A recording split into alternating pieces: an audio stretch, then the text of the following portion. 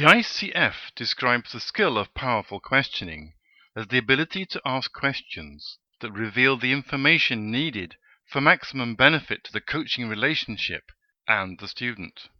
This is what an educator needs to pay attention to when coaching. Ask questions that reflect your active listening and an understanding of the student's perspective. Actually, paying attention to what the student is saying will automatically give you what you need to ask powerful questions.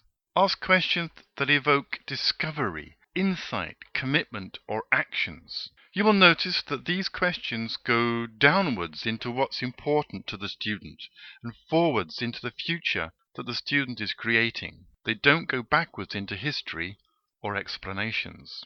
Ask open-ended questions that create greater clarity, possibility, or new learning. Questions such as what will be used to find out what's going on. Who is useful to find out who else to include. How is good for looking at strategies. When is great for planning. And why is seldom used.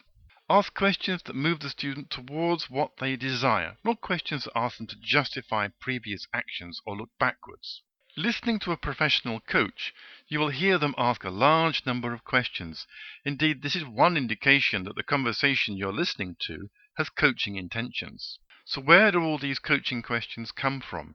And how will you think of the right questions to ask during a coaching session when you are the coach?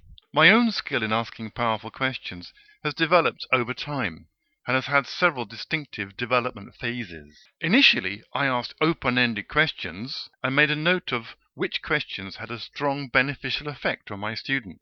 The next phase saw me using, with a new student, the kind of open-ended questions that were powerful for previous students. The last phase saw me move towards focusing on questions that are powerful for the student I had in front of me. So let's start there. The aim of asking powerful questions is to reveal information that's needed to get maximum benefit for the coaching relationship and the student. Basically, that means being honest about what's going on. Immediately, without judgment, ask the question, such as, how strongly will your attitude affect your chances of reaching your goal? You'll be aiming to evoke discovery, insight, commitment, or action, so it's important to keep your own attitudes and opinions out of the tone of your voice. Often, powerful questions will challenge the student's assumption about what's happening, and you'll do well to show respect for their view of the world at the same time as you're challenging it.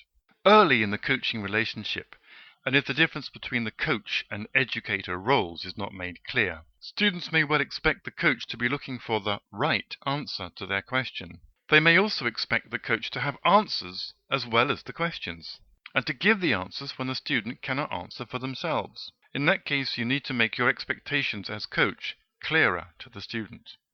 There are many situations in education when a coaching approach might be used in the conversation.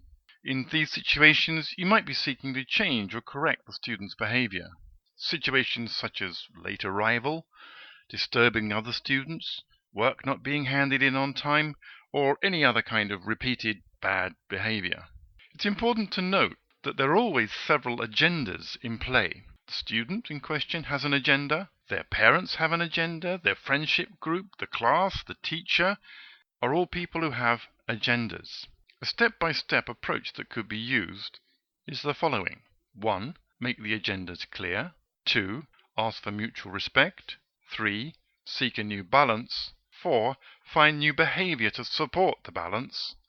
And 5. Find resources and strategies to support the behavior. How, might you ask, can you make the different agendas clear when there are just two people in the conversation, you, the coach, and the student? What's the student's agenda? Ask. What's the class agenda? Guess. In fact, guess what other people's agendas might be. What's the educator's agenda? If it's you, tell them, or ask the other educator. It's always better to allow students a couple of chances to come up with their own new behaviors. A lot depends on the student's maturity, acceptance of responsibility, and willingness to change their own behavior. Conversation might sound something like this. We see that you have this behavior. What benefits do you get from that behavior? There are side effects on me, the teacher, the class, and the effects are, and we don't want to have them. How can you get your benefits with less side effects?